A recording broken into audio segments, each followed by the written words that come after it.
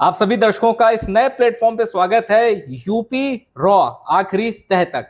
और ये जो शब्द है ना यूपी, ये तो आप समझ गए उत्तर प्रदेश।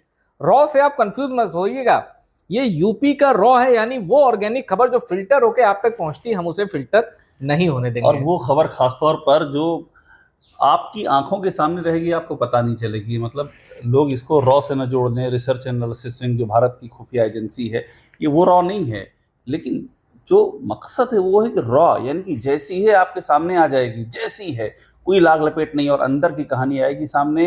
वो सब जो अखबार की हेडलाइन में छिपी होगी लेकिन आपको दिखाई नहीं जा रही होगी, हम यहाँ दिखा देंगे आपको। अब ऐसी ही एक खबर है अभिषेक जी, एक खबर ऐसी ही है, अखबारों की हेडलाइन तो, लेकिन उसके पीछे बहुत कुछ छिपा हुआ है। यहां तक कि जिन दो किरदारों से जुड़ी वो खबर है वो भी बहुत कुछ छिपा रहे हैं। एक किरदार है ब्रजभूषण शरण सिंह और एक किरदार है अखिलेश यादव।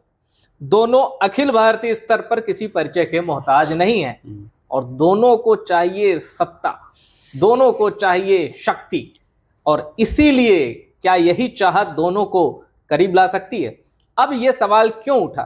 क्योंकि अब अखिलेश यादव जहां जा रहे हैं उनसे पत्रकार पूछने लगे हैं। अभिषेक जी, पत्रकार पूछ क्यों रहे हैं पहले तो ये बताइए, और दूसरा, जा रहे हैं क्या वाकई? अंदर की कहानी में आपको बता रहा हूं। जो बाहर चल रहा है ना, वो एक माहौल बनाया जा रहा है। माहौल बना कौन रहा है? दोनों ओर से बन रहा है। अच्छा। अखिलेश जी बना रहे हैं और ब्रजभूषण शरण सिंह की ओर से बन रहा है। दोनों ओर से, जैसे होता है ना कि आप पानी में कंकड़ मार के देखिए हलचल क्या है, ये कंकड़ मारा जा रहा है। और मैं आपको बता रहा हूं, संपर्क है। अखिलेश यादव और ब्रजभूषण शरण सिंह का संपर्क है, या यूं कहें ये संपर्क कभी टूटा ही नहीं था। हाँ, नहीं, हाँ नहीं, उस मतलब थोड़ा वो तल्खी 2022 में देखी थी, लेकिन वो बड़ी मामूली सी थी, बयानबाजी की थी, वाकई नहीं टूटा था। मगर अभी क्या है ना कि इस बार मामला सीरियस है। सीरियस इसलिए है क्योंकि चुनाव है 27 में। 27 है, और अभी आपने जो बात की ना कि ब्रजभूषण शरण सिंह को भी अपना भविष्य देखना है। नहीं, बिल्कुल। अब क्या भविष्य उनका, जो वो कर चुके हैं, जो वो पा चुके हैं, उसके आगे क्या है? उसके आगे क्या? एक लड़का सांसद हो गया है, एक विधायक हो गया है, खुद इलेक्शन अगली बार भी नहीं लड़ पाएंगे जो मुझे लग रहा है। नहीं, बीजेपी से नहीं लड़ पाएंगे। हाँ, बीजेपी लड़ पाएंगे संभवतः। हाँ। फिर दूसरी बात ये है, इसके आगे क्या, मंत्री कौन बनेगा? मेरी जानकारी कहती है कि बीजेपी उनके बेटे को मंत्री नहीं बनाने जा रही है। अभी जो विस्तार होने जा रहा है, बीजेपी नहीं बनाने जा रही है। केंद्र में भी कोई चांसेस नहीं है।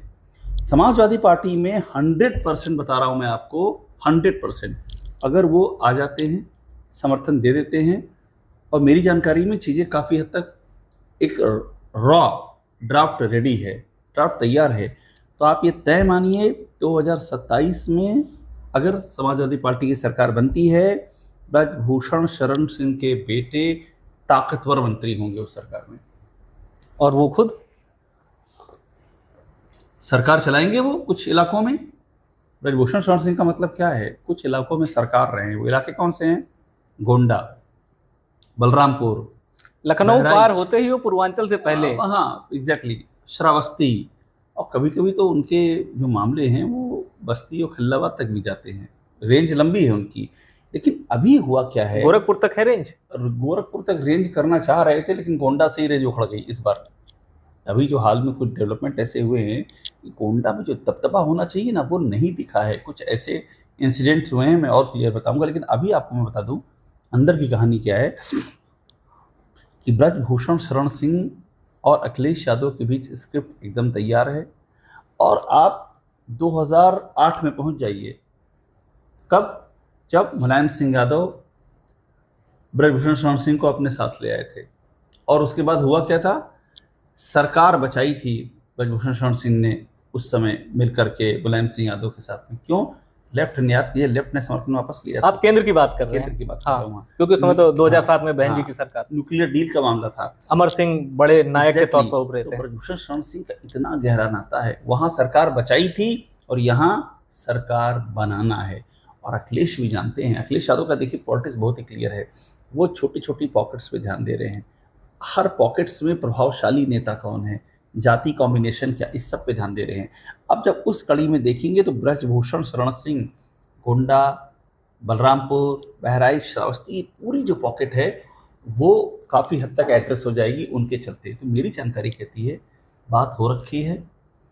अब बीजेपी कोई बड़ा अप्रत्याशित फैसला ले ले, कोई ऐसा ऑफर दे दे जो जो समझ से परे है, मगर वो मुश्किल दिखता है अभी।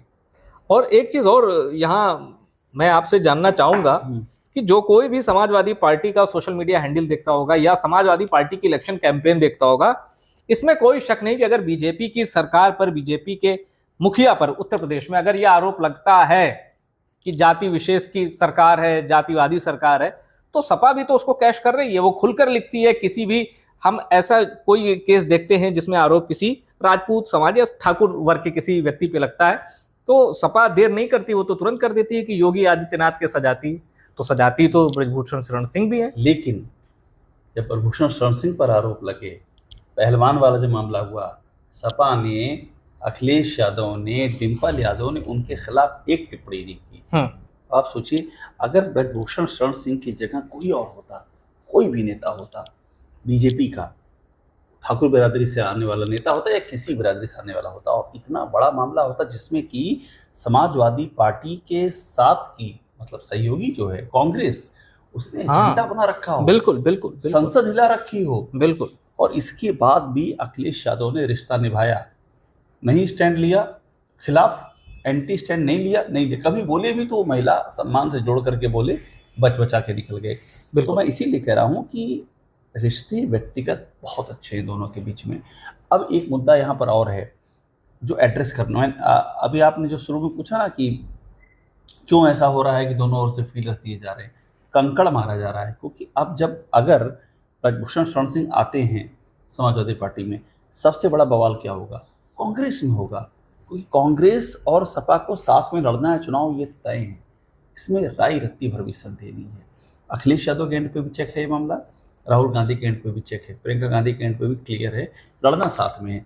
अब कैसे डिफेंड करोगे आप कांग्रेस कि ब्रजभूषण शरण सिंह, जिनको लेके इतना हंगामा किया कांग्रेस ने, हरियाणा से लेके दिल्ली तक विधायक बनवाया विनेश को बनाया, अब विनेश फोगाट और उनके जो तमाम सहयोगी वहाँ एक बना, ये जाट का मैटर भी तो है। अब वो वोट बैंक जिसको आपने इतना ज़्यादा कल्टीवेट किया है और ब्रजभूषण शरण सिंह पर निशाना साधा, कैसे जस्टिफाई करोगे उसको? तमाम यक्ष प्रश्न आएंगे। बिल्कुल, और इसीलिए एक फीलर्स जा रहा है ताकि आप तैयार हो जाइए। ऐसा नहीं हार्ट अटैक नहीं देंगे आपको, अचानक से ये क्या हो गया, आपको भी संदेशा है। यानी अगर वो आते भी हैं तो एक मुश्किल और है, फाइल पास करें, आगे बढ़ाएं कि ना बढ़ाएं। हाँ, मुश्किल है लेकिन मुझे ऐसा लगता है कि अखिलेश यादव का अपर हैंड रहेगा। अखिलेश यादव कांग्रेस के कहने पर कोई फैसला नहीं करने वाले, एकदम नहीं करने बिल्कुल। वाले। और मैं तो आपको ये भी कह रहा हूँ कि जो सीटें हैं, पिछली बार आप याद कीजिए 2017 यूपी के 2 लड़के, हाँ, कैंपेन चला था, तो अखिलेश 50 के अंदर सिमट गए थे। हाँ, लेकिन सीटें कितनी मिली थी कांग्रेस को? 100 से ऊपर। हाँ, बिल्कुल बिल्कुल। इस बार मेरी जानकारी के मतलब 4 में 1 सीट आपने दे दी कांग्रेस को। हाँ, इस बार नहीं होने जा रहा है ऐसा। बिल्कुल बहुत टफ बार्गेन होगी। जीतने वाली सीट बता दीजिए, वहां अपना रिकॉर्ड बता दीजिए। और मैं यहाँ तक आपको कह रहा हूँ कि अगर कांग्रेस अड़ी तो अखिलेश यादव तैयार हैं कि वो अकेले भी जा सकते हैं। और इसीलिए ब्रजभूषण शरण सिंह जैसे लोग अखिलेश यादव के लिए बहुत इंपॉर्टेंट है। मैंने आपको बताया ना, पॉकेट्स तय की जा रही है। इन पॉकेट्स में कौन कौन वहाँ के मजबूत हैं जो इलेक्शन जिता सकते हैं, उस फ्रेमवर्क में ब्रजभूषण शरण सिंह बहुत महत्वपूर्ण हो जाते हैं। और जब भी उनसे बात की जाती है, मैंने इसीलिए कहा कि सत्ता देखिए चाहिए, ब्रजभूषण शरण सिंह से जब भी बात की जाती है, जब भी वो सामने आते हैं, वो ये जाहिर करते हैं कि वो कितने ज़्यादा पावरफुल हैं, कितने स्कूल हैं, कितने कैंपेन। वो ये कहते हैं कि बगैर पैसे के आई हुई भीड़ अगर उनसे ज़्यादा कोई उत्तर प्रदेश में खड़ी कर दे तो वो मान जाए। फिर जब उनसे उत्तर प्रदेश के कई ऐसे राजपूत नेताओं के बारे में पूछा जाता है तो वो उनको खारिज नहीं करते, बस ये जाहिर कर देते हैं कि ये 2nd जनरेशन के हैं। भाई मैं 1st जनरेशन का हूँ, मतलब मैं वटवृक्ष हूँ, मेरे नीचे तमाम हैं। इतनी ज़्यादा अगर कहें कि राजनीति 6 बार के सांसद, समाजवादी पार्टी सांसद रहे, अयोध्या आंदोलन से जुड़े रहे हैं, फिर उनके ऊपर गंभीर आरोप भी लगे, जेल भी गए। और टाडा में जेल गए हैं। हाँ, टाडा बिल्कुल जो आतंकवादी अधिनियम था। और कब गए हैं? अटल बिहारी वाजपेयी की सरकार थी, बीजेपी का सांसद बीजेपी की सरकार में टाडा में जेल गया। दाऊद से लगे कनेक्शन, दाऊद से वो जे शूट आउट हुआ था और उसमें जिन लोगों ने मारा था दाऊद के विरोधियों को, दाऊद के बहनोई की हत्या कर दी। सुभाष ठाकुर वगैरह ऐसे नाम थे। सुभाष ठाकुर उसमें थे। और अरुण गवली के शूटर्स ने मारा था। तो अरुण गवली के शूटर को मारने के लिए वो घुस गए थे वहाँ पर, वो मार के आए। तो इनको आरोप है कि दिल्ली में अपने सरकारी आवास में शरण दी ब्रजभूषण शरण सिंह ने, बाकायदा जेल गए। उस दौर की बात है ये। बिल्कुल। तो ये तमाम उतार चढ़ाव वो देख के आए। फिर और बहुत कम ऐसे लोग होते हैं कि अलग अलग पृथक निर्वाचन क्षेत्र, मतलब अलग अलग निर्वाचन क्षेत्रों से चुनाव जीतते हैं। कैसरगंज, बलरामपुर, गोंडा, कैसरगंज तो अब माफ कीजिएगा, बलरामपुर तो अब नहीं रही, लेकिन अटल जी की जो संसदीय सीट होती थी वहां सिक्का चलता था, तूती बोलती थी ब्रजभूषण शरण सिंह की। वो जो पाटन मंडल है, बड़ा अच्छा खासा उनका प्रभाव है। लेकिन आप क्या मानते हैं कि पहलवानों वाला विवाद ना होता तो आज ब्रजभूषण शरण सिंह को एक मतलब वो पोजीशन होती, कहीं ना कहीं वो होते? देखिए वो मतलब कहीं ना कहीं मतलब राज्य सरकार या केंद्र सरकार। मुद्दा ये है कि ब्रजभूषण शरण सिंह का आप करियर देखिए ना, विवादों से मुक्त रहा ही नहीं है। हम ना होते तो किसी और के चर्चे होते, ये विवाद नहीं होता तो कोई और विवाद होता। कभी टाटा का विवाद उनके साथ जुड़ा रहा, तो कभी वो पंडित सिंह वाला जो विवाद रहा, आपको याद बहुत है? अदावत चलती थी पंडित सिंह पर जो विनोद सिंह, हाँ, और पंडित सिंह 21 गोलियां मारी गई थी, 21 गोलियां। अब नहीं रहे। हाँ, पंडित अब जब नहीं रहे तो उनकी वो, अब देखिए चीजें बदलती कैसे हैं। उनकी अर्थी में कांधा दिया हाँ बिल्कुल ब्रजभूषण शरण सिंह ने, लेकिन उस जमाने में 21 गोलियां थी और मुलायम सिंह यादव ने जान बचाई थी। एयरलिफ्ट किया था उनको, इलाज 20 करवाया मिनट था के अंदर। हाँ 20 मिनट के अंदर पंडित सिंह लखनऊ आ गए थे, इलाज हुआ, बचे, और फिर मुलायम सिंह ने समझौता भी करा दिया। लेकिन ये एक पहलू आपने बड़ा अच्छा बताया कि वो बकायदा अर्थी को कंधा देने गए। मेरे ख्याल से कोविड के आसपास की ये बात है, कोविड से निकल हुआ था और बड़ी लड़ाई होती थी दोनों में वर्चस्व की। और कभी दोस्त थे, कभी दोस्त थे, पार्टनर तो थे, बिजनेस पार्टनर थे। बिल्कुल बिल्कुल बिल्कुल। तो ये एक शख्सियत का एक पहलू ये भी है। और ये बात मैं आपको और बताऊं, ब्रजभूषण शरण सिंह समाजवादी पार्टी में अगर आते हैं ना, तो लाइन बड़ा मैच करती है आपस में। आप गौर कीजिए, ब्रजभूषण शरण सिंह को आपने मुसलमानों के खिलाफ कोई ऐसा बयान देते सुना, कट्टरपंथी टाइप का, जो सपा को ऑफेंड करता हो? बीजेपी के तमाम नेता देते हैं, बीजेपी में आज भी बीजेपी में वो बचते हैं, ब्राह्मणों के समर्थन में खुल करके बोलते हैं, जबकि वो राजपूत बिरादरी से आते हैं, लेकिन जम करके समर्थन करते हैं, ब्राह्मणों का बोलते हैं। तो और दलित हुए, पिछड़े हुए, इन मुद्दों पर भी मुखर हो जाते हैं। अभी अखिलेश यादव अनुपमा जायसवाल से मिलने पहुंचे, पहले नेता हैं जिन्होंने जम करके तारीफ की। अखिलेश ने बहुत अच्छा किया। उन्होंने जब अखिलेश यादव घिर रहे थे धर्म के नाम पर, तो उन्होंने कहा कि अखिलेश यादव बहुत धार्मिक व्यक्ति, सनातनी है, सनातनी है। सनातनी और है। वो जो भाषण देते हैं या वो जो राजनीतिक उनकी ओपिनियन है, उन्होंने कहा कि वो राजनीतिक भी तो हैं, ये क्यों भूल जाते हो? उनको हक है भाई, किसी के समर्थन में अगर उन्होंने कोई बात कह दी जो किसी को नहीं पसंद आई तो वो राजनीति कर रहे हैं। उन्होंने कहा कि मुलायम सिंह यादव मतलब पहलवान थे तो बजरंग बली की मूर्ति स्थापित की, मंदिर था, पूजा आराधना करते थे। और ऐसी कई कहानियां हैं। मैं शिवपाल यादव को भी कहीं सुन रहा था कि मुलायम सिंह यादव की दिनचर्या ही अर्ली मॉर्निंग शुरू होती थी बजरंग बली की आराधना से। बजरंग बली की उन्होंने मूर्ति स्थापित करवाई, और बजरंग बली के बहुत बड़े भक्त थे मुलायम सिंह यादव। इनफैक्ट उनके ऊपर भी अटैक हुआ था, मुलायम सिंह पर भी लाइफ अटेम्प्ट हुआ है। तो बताते हैं जानने वाले कि वो पूरा कठिन फेज उन्होंने हनुमान जी का नाम जपते हुए काटा। 84 के आसपास एक बहुत डेडली अटैक हुआ था, बहुत डेडली अटैक बलराम यादव पर आरोप लगे थे। हाँ, आरोप लगे थे।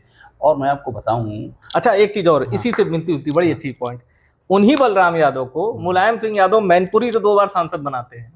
तो वही अखिलेश यादव, अगर मतलब मैं ये नहीं कहूंगा रिश्ते इतने तल्ख हैं, पर जो विरोधी है उनको लाने की, अपनी पार्टी में लाने की कला, मैं फिर कहूंगा इस मामले में जो जितने दक्ष या जितने पारंगत मुलायम सिंह यादव थे, मतलब मुझे अखिलेश यादव उतने पारंगत नहीं लगते। जैसे मान लीजिए उन्होंने बेनी प्रसाद वर्मा तक को जोड़ लिया अपने साथ, वो बेनी प्रसाद वर्मा जो खुले मंच से अपशब्द कहते थे मुलायम सिंह यादव को, तो वो एक गुण था, वो राजनीति में अभी भी रिक्त है। ये गुण वर्तमान में किसी नेता के पास नहीं है जो मुलायम सिंह यादव के पास था, विरोधियों को अपना बना लेने की क्षमता। कम से कम उत्तर प्रदेश की राजनीति में आप देखते हैं क्या ऐसा? हाँ, वो आप ठीक कह रहे हैं। मुलायम सिंह यादव का तो कोई जोड़ नहीं है। जो जिस लेवल की पॉलिटिक्स मुलायम सिंह यादव करते थे, उसमें वो अपने सेल्फ को, अपने ईगो को एकदम किनारे रखते थे। ये क्लियर था कि अगर इस नेता के आने से पार्टी आगे बढ़ती है तो हम उसको साथ में लेंगे, हम फिर ईगो, पुरानी लड़ाई, कटता सब किनारे। अरे आप तो बात कर रहे हैं बेनी प्रसाद वर्मा की, कल्याण सिंह को साथ लिया था मुलायम सिंह यादव ने। हाँ, क्यों? 2009 का लोकसभा क्योंकि उस समय उनको घेरा जा रहा था। और आजम खान फिर चले भी गए थे। आजम खान चले गए थे। उस समय घेरा जा रहा था कि ये पॉलिटिक्स जो है उनकी MY है। उन्होंने कहा MY नहीं है, लोधों को ले आ रहे हैं। कल्याण सिंह के साथ में, कल्याण सिंह बीजेपी के ऐसे नेता थे जो हिंदुत्व के साथ में पिछड़े वर्ग का एक बड़ा वोट बैंक साथ में लेकर के चलते थे। नॉन यादव ओबीसी हाँ, का पूरा चंग नॉन यादव ओबीसी को मुलायम सिंह यादव ने जोड़ा। वो ये बात अलग है, वो बैकफायर कर गया। हाँ, उससे बड़े सवाल उठे, बाद में अलग होना पड़ा, लेकिन उनके जहन में एकदम क्लियर था। पर उत्तर प्रदेश में अगर आप सांसदीय चुनाव को देखिए, 20 के ऊपर सपा बसपा कांग्रेस, इसी खराब परफॉर्मेंस नहीं थी सपा की, वो फायदा हुआ था, ऐसा नहीं है कि उत्तर प्रदेश, लेकिन वो प्रदेश की राजनीति के लिहाज से बैकफायर कर गया। हाँ बिल्कुल, और उसमें भविष्य की पोटेंशियल भी नहीं था।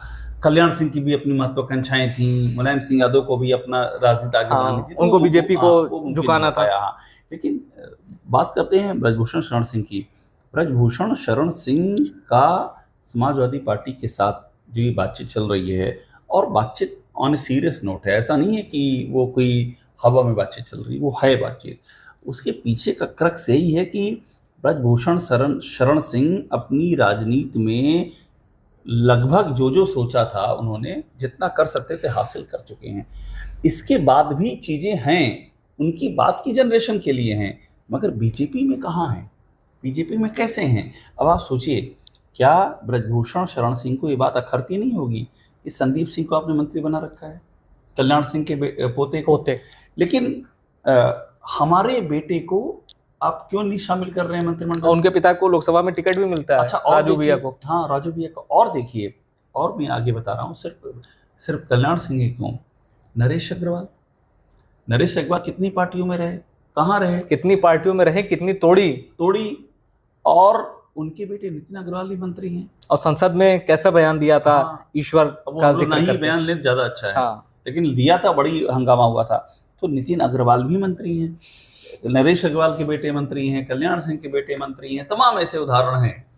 इन बीच में ब्रजभूषण शरण सिंह का भविष्य क्या है?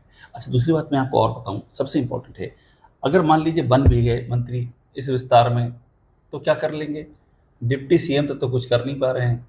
तो डिप्टी सीएम, उनके पास कोई पावर नहीं है, उनकी फोटो गायब कर दी जाती है सरकारी विज्ञापनों से। योगी आदित्यनाथ कई बार लिखते हैं तो उनको टैग नहीं करते हैं, सब भी सवाल उठते हैं। तो क्या कर लेंगे बन करके? वो पावर का ऐसा कंसंट्रेशन है कि उसमें वो क्या करेंगे, सिर्फ कहने को हो जाए। लेकिन अगर समाजवादी पार्टी की सरकार आएगी, जो इतिहास रहा है इसके पहले का, क्या पावर एंजॉय करते हैं उनकी पार्टी के मिनिस्टर, वहाँ कोई हस्तक्षेप नहीं, कुछ चीज़ें छोड़ करके फुल पावर उनको दी जाती है। तो ये भी एक बहुत महत्वपूर्ण के लिए। और मैं एक बात आखिरी बता दूँ आपको कि वो इस इलाके में अपना होल्ड चाहते हैं ब्रजभूषण शरण सिंह। वो जो इलाका है गोंडा, देवीपाटन, अभी क्या है, वहाँ से एक मंत्री हैं केंद्र सरकार में, राजा साहब। हाँ, अब समझ गए होंगे। हाँ, राजा कीर्तिवर्धन। उन्होंने इनको हराया भी है और फिर उन्होंने भी उनको हराया है। हाँ, चुनाव में। वहाँ पर क्या है कि बीजेपी में दोनों हैं। राजा कीर्तिवर्धन सिंह क्या है, मंत्री हैं केंद्र सरकार में आज की तारीख में। मंत्रालय भी क्या है, विदेश राज्य मंत्री हैं। और मैं आपको बताऊं, उनकी सरकार से यूपी में बड़ी अच्छी ट्रेनिंग है उनकी। अब सवाल है कि देवीपाटन मंडल में जो कामकाज है, अब कामकाज क्या है आप समझ लीजिएगा, उसका ब्यौरा देने की जरूरत नहीं है। वहाँ किसका चलेगा, उस मंडल को कौन चलाएगा? कीर्तिवर्धन चलाएंगे या ब्रजभूषण शरण सिंह चलाएंगे? एक जंगल में दो शेर हैं। समाजवादी पार्टी में ये नहीं होने वाला है।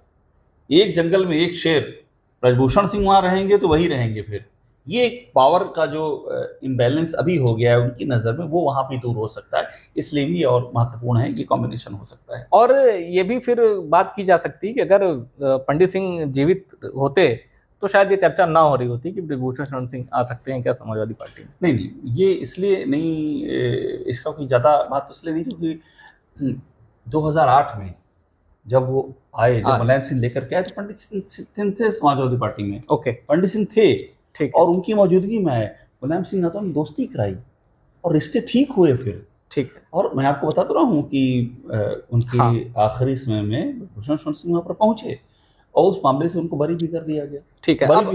अब एक आखिरी सवाल, फिर चर्चा को विराम देते हैं। जो ब्रजभूषण शरण सिंह के समर्थक हैं, जो उनके फैन हैं, वो ये जानना चाहते हैं कि बात बिगड़ कहाँ रही है, क्या पहलवानों का मुद्दा, क्योंकि अभी सरकार का फोकस तो नारी शक्ति वंदन अधिनियम के सहारे डिलिमिटेशन ये सब किन किन चीजों पे है।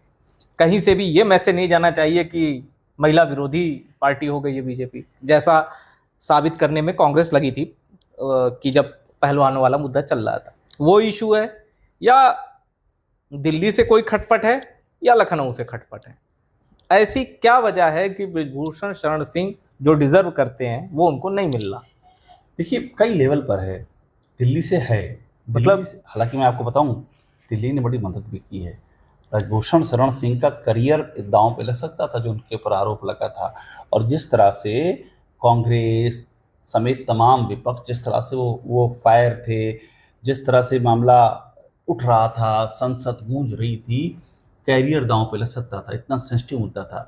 अच्छा, उसमें एक जाट सेंसिटिविटी का मामला, हरियाणा में चुनाव होने थे उस समय, चुनाव होगा, उसके बाद हरियाणा में बिल्कुल होने थे। बिल्कुल बिल्कुल कितना कुछ दांव पे था। इसके बाद भी बीजेपी खड़ी रही उनके साथ में। और देखिए, हरियाणा में जब विधानसभा के चुनाव हुए तो बीजेपी ने जो जाट पॉलिटिक्स है उसकी जगह नॉन जाट पॉलिटिक्स को आगे बढ़ाया। बिल्कुल, वहां का सीएम बनाया ओबीसी से सैनी को, नायब सिंह। ठीक है। तो बीजेपी ने बहुत उनका साथ दिया, इसमें दो राय नहीं। लेकिन यहाँ पर सवाल ये उठता है, ब्रिजभूषण शरण सिंह ये मान सकते हैं कि साथ दिया तो क्यों दिया, क्योंकि आपको मालूम है हमारे अंदर पावर है, नहीं दोगे तो जाओगे कहाँ। अच्छा भाई, हमने आपको ये सीटें जिता करके दी ना, हम विधानसभा में आपकी मदद किए ना, 22 में 17 में, इस बार भी करने की आपको उम्मीद है ना हमसे। तो आपने हमारी मदद इसलिए की क्योंकि हम डिजर्व करते हैं, हमारे पास पावर है। आपके पास ऑप्शन क्या है? मदद नहीं करोगे तो कहाँ जाओगे? बीजेपी ऐसे कितनों को मदद करती है, वो भी तो बीजेपी में थे। उन्नाव वाले नाम लीजिए, सिंगर साहब भी याद आ सिंगर रहे साहब भी हैं, बीजेपी और एक में जो थे। अभी हैं वो भी याद आ रहे हैं। हाँ, तो कितनी मदद कर दी बीजेपी ने। तो इसलिए ये इम्पोर्टेंट है कि ब्रिजभूषण शरण सिंह हैं, ये उनका जो अपना जलवा है, उनका जो अपना रसूख है, और जो उनकी पॉलिटिकल पकड़ है। दर्जनों कॉलेज हैं उनके इन 4 जिलों में, दर्जनों, एक दो नहीं है।